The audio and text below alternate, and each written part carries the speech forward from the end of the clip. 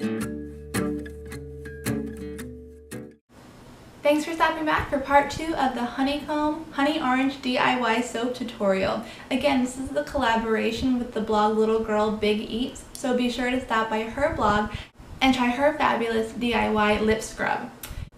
So if you're tuning into this video, I assume that you've either made your honeycomb soap or you plan on making the soap. And again, it is such an easy DIY project, I highly recommend it. So once your soap is completed, or even if you find soap in a store that you want to gift but it just needs repackaging, this is a great way to do it. We're going to be going over 2 different options today. The first is this ephemera wrapped soap that's embellished by a sprig of herbs, greenery, whatever you might have around the house. So this is actually dried lavender now, and if you look closely you'll see that it's wrapped in an old dictionary page. So this is really lovely, and it's tied off with some red and green butcher's tape.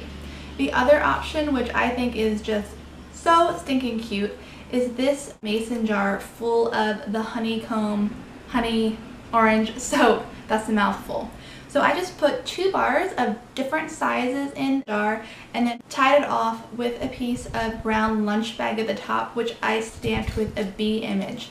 And again, I'm using the red and white butcher's twine to tie that paper to the top of the bell jar. So both of these are super simple to go along with the super easy soap that you made. All in all, it's maybe an hour project, so it's a great gift, and it really, I feel, packs a lot of bang for the buck. So I hope you enjoyed this tutorial.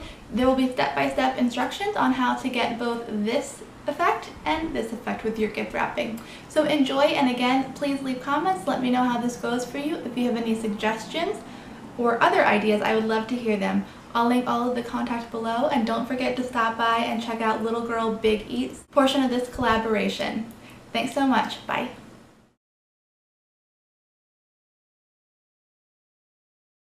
We are going to begin with the ephemera wrapped bar of soap and all of the supplies you'll need. First, a bar of the honeycomb soap made using the instructions from the previous video. You'll need a sheet of ephemera large enough to wrap the soap. You'll need a sprig of greenery. This is lavender. I used red and white butcher's twine. Any color will do. I used washi tape, although not necessary, any tape will work, and scissors. The first step is going to be to wrap your soap in your sheet of ephemera, just as you would any present. You'll want to make sure that the ephemera sheet you choose is in good condition. The first piece I tried to use was so old that when I folded it, it became brittle and broke. So this was my second choice. And I'm just affixing the edges here with washi tape. Again, this is just a personal choice. Regular clear tape will do just fine. I just had this on hand in the studio and thought it would be a nice look. You'll see I'm continuing to wrap my bar of soap just as you do any present, folding over the ends and securing them all with the washi tape. I really liked this piece of ephemera because it was such an even print all over. There was nothing that really stood out, and it made for a really nice background pattern.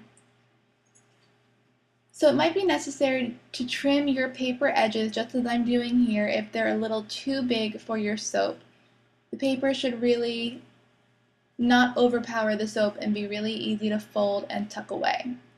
So I'm just finishing wrapping now, and you'll see that it already looks really charming and adorable.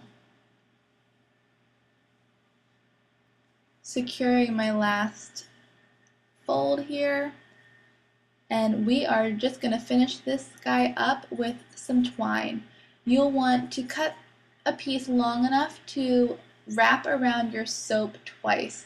So I'm going in alternating directions, just like you would a ribbon around the holidays, or if you're giving a gift.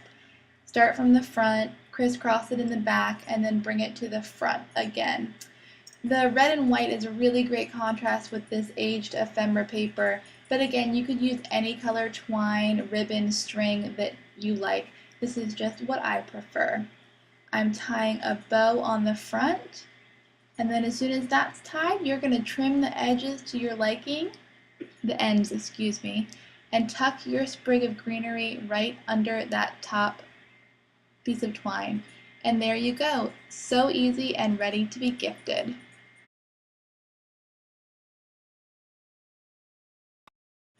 We are now moving on to the ball jar gift option. You are going to need a mason jar small enough that your soaps fit in, but not too big that it overwhelms the soap. I got this at Michael's. I think it was 89 cents. You're going to need butcher's twine. Again, I'm using red and white because it's my color preference, but any twine or string will do. You're going to need a brown paper lunch bag for this. And again, this doesn't have to be brown paper lunch bag. You could use any paper you'd like. You'll need a B rubber stamp if you choose to do the image option on the top of the jar. And along with that, you will need a black stamp pad, basic scissors, and 2 bars of the Honeycomb soap made from the tutorial in the previous video.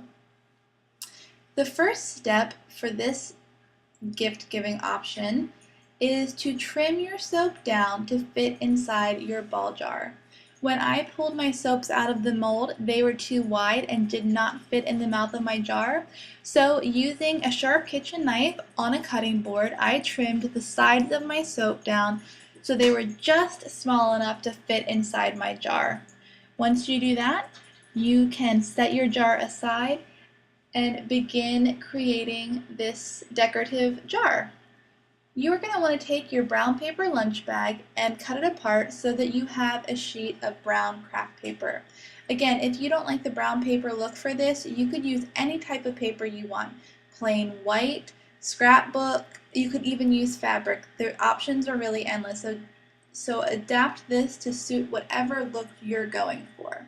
I just happen to like this craft brown natural look. So once I've got my bag cut apart, you'll see that it leaves me with a large sheet to work with.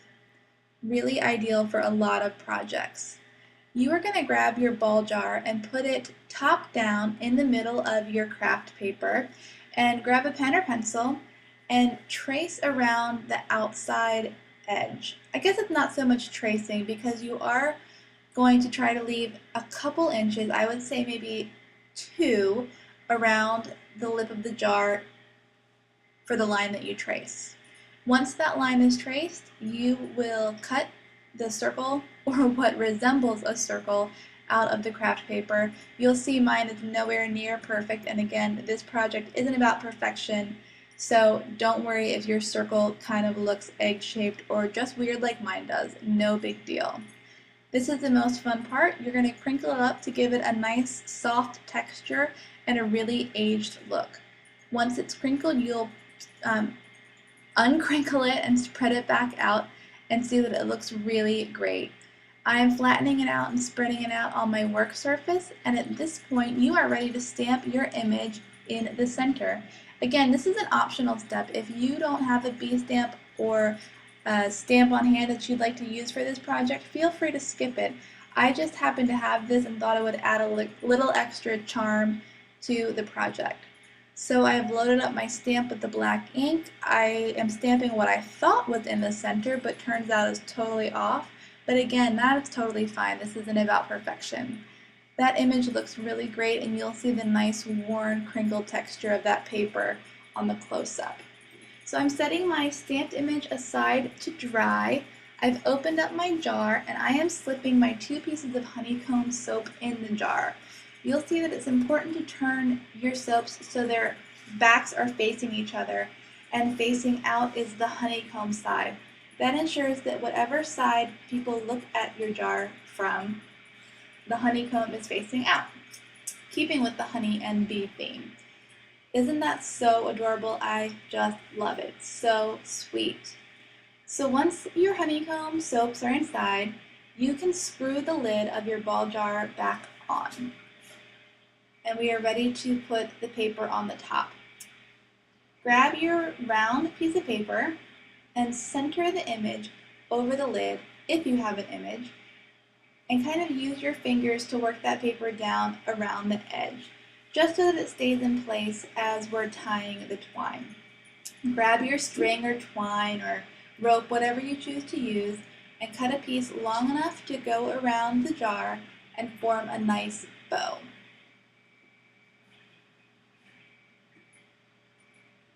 you'll see that I'm placing the twine under the lip of the jar so that if someone were to grab the jar from the top, the paper wouldn't pop right off. I'm doing a double knot and also making a little bow.